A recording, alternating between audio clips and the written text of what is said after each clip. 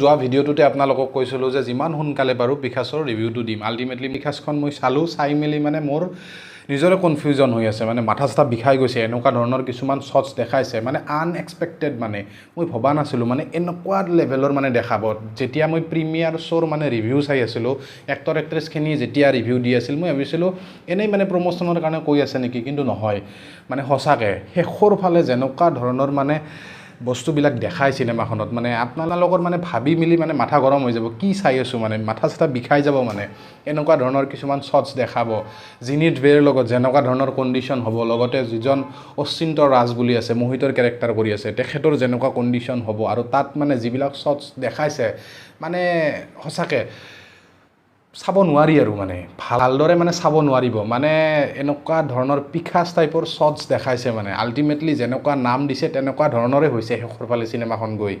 ষ্টৰিটো কিহৰ ওপৰত? ষ্টৰিটো মানে প্ৰেমৰ ওপৰত গোটেইখিনি। আমাৰ সচৰাচৰ মানে লাভ ষ্টৰি এটা যাই কিনে কেনেকৈ মানে বেলেগ ধৰণৰ ৰূপ লয়। যেতিয়া মানুহৰ মনত প্ৰেমটো আহে, তাৰপাছত সেই প্ৰেমটো যেতিয়া মানে বিয়ণ্ড ইমাজিনেশ্যন গুচি যায়, তাৰপাছত মানে মানুহজনে কি কৰি পেলায়, মানে কাক মাৰ্ডাৰ কৰিব, কাক কি কৰিব, মানে একো বুজি নাপায়। মানে জাষ্ট মানে সেই পাৰ্চনটোক লাগে আৰু তো মানে লাগে আৰু তাৰে কাৰণে যি টি কৰি দিব পাৰে। তো তেনেকুৱা ধৰণৰ এটা ষ্টৰি আছে। চিনেমাখনত বেছি কেৰেক্টাৰ নাই, যেইকেইটা কেৰেক্টাৰ আছে খুব ধুনীয়া কেৰেক্টাৰ। জিনিত বে মায়া নামৰ কেৰেক্টাৰ কৰি আছে। তেখেতৰ কেৰেক্টাৰটোৱে মেইন লিড কেৰেক্টাৰ। তেখেতৰ পৰাই গোটেই ষ্টৰিটো আৰম্ভ হয়, তেখেতৰ পৰা ষ্টাৰ্টিং হয়, তেখেতৰ তাতেই শেষ হয়। লগতে ছায়া বুলি এটা কেৰেক্টাৰ আছে, মায়াৰ বাকৰ কেৰেক্টাৰ কৰি আছে। লগতে দানুজৰ কেৰেক্টাৰটো কৰি আছে নিৰুপম শইকীয়া। তো মোহিত আৰু দানুজ একেখন কলেজৰে তেখেতসকল মানে বন্ধু। তো তেনেকৈ ষ্টৰিটো আগবাঢ়িব। লগতে মানে মায়া নতুনকৈ সেইখন কলেজতে এডমিশ্যন ল'ব। তাৰপাছত মই আপোনালোকক কৈ নিদিওঁ, তাৰপাছত আপোনালোকে হলত যাই চাব লাগিব। এতিয়া প্ৰিমিয়াৰত যিহেতু তেখেতসকলে কৈ আছিল যে দুৰ্বল মনৰ মানুহে এইখন চিনেমা চাব নালাগে।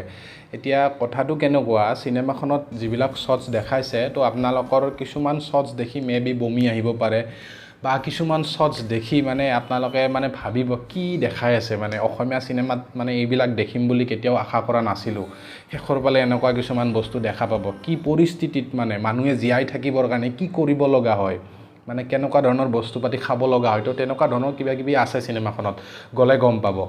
এতিয়া চিনেমাখনৰ বেয়া দিশ কি কি আছে, যিহেতু মই ভাল দিশখিনি ক'লোঁ, তো এতিয়া আপোনালোকক বেয়া দিশখিনিও ক'ব লাগিব। চিনেমাখনৰ বেয়া দিশ এইটোৱে, মানে চিনেমাখন মানে 18+ চিনেমা। তো আল্টিমেটলি আপোনালোকে ধৰক ফ্ৰেণ্ড চাৰ্কলৰ লগত যাই মেলি চালে বেছি ভাল হয়। কাৰণ কিয় স্লেং ৱৰ্ডছ ইউজ কৰা হৈছে, লগতে কিছুমান শ্বটছ আছে তো বহুত বেছি বেলেগ একো নেদেখায়। সেই মানে শ্বটছকেইটা আপোনালোকক দেখাব ষ্টৰিটো বিল্ডআপৰ কাৰণে।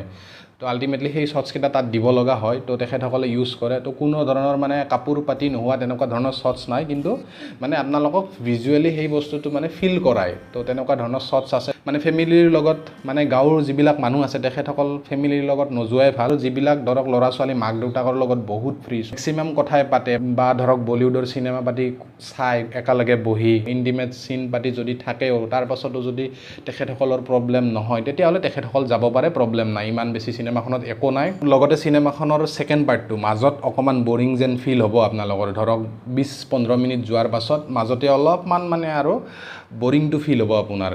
তো সেই বস্তুটো মই নিজে অলপ ফিল কৰিছোঁ। এতিয়া বেলেগে কেনেকৈ ফিল কৰে বা কেনেকুৱা ভাবে, তো সেইটো মই নাজানো, মই নিজৰ অনুভৱটো আপোনালোকক কৈছোঁ। আপোনালোকে যাই চিনেমা হলত চিনেমাখন চাই কেনেকুৱা পায় কমেণ্ট বক্সত আহি জনাব। লগতে চিনেমাখনৰ ষ্টৰিটোক লৈ মানে বহুত এক্সপেক্টেশ্যন ৰাখি নাযাব। কিবা এটা বেলেগ যদি টেষ্ট কৰিব যাম বুলি ভাবিছে, এটা ডিফাৰেঞ্চ এটা চাব যাম বুলি ভাবিছে অসমীয়া চিনেমাৰ, তেতিয়াহ'লে যাওক। তেতিয়াহ'লে মানে নিৰাশ নহয়। মই মানে নিৰাশ হোৱা নাই, কাৰণ কিয় যিবিলাক মানে একদম বটলা চিনেমা চাইছোঁ, সেই চিনেমা কেইখনতকৈ মানে নেক্সট লেভেলৰ চিনেমা হৈছে এইখন। স্বৰ্গৰথো চাইছিলোঁ, স্বৰ্গৰথতকৈ বহুত ওপৰত হৈছে। আপোনালোকে যাই চাব পাৰে এক্টিঙৰ ক্ষেত্ৰত, বা যিবিলাক তেখেতসকলে কাৰিকৰী কৌশল দেখাইছে, লগতে যেনেকুৱা ধৰণৰ মানে ইনপুটটো তেখেতসকলে দিবলৈ চেষ্টা কৰিছে, তো সেইটোত ছাকচেছ হৈছে। সেইটো কাৰণে মই চিনেমাখনক বেয়া বুলি ক'ব নোৱাৰোঁ। কাৰণ কিয় মোৰ মনত এটা মানে কিবা এটা দধৰ মধৰ চলি আছে, বেয়া বুলি ক'ম নে ভাল বুলি ক'ম। মানে ষ্টৰিটো ৱাইজ প্ৰেডিক্ট কৰিব পাৰি, কিন্তু চিনেমাখন যিটো ধাৰাত লৈ গৈছে, তো সেই হিচাপে মানে সঁচাকৈ চিনেমাখনক মানে আপুনি পেলাই দিব নোৱাৰে। হলত যাই মানে এবাৰ এক্সপিৰিয়েঞ্চ কৰি আহক, অসমীয়া চিনেমাও এনেকৈ বনাব পাৰে কম বাজেটত। তো আজিৰ ভিডিঅ'টো ইয়াতে শেষ কৰিছোঁ। আকৌ এটা নতুন ভিডিঅ'ত নিশ্চয় লগ পাম।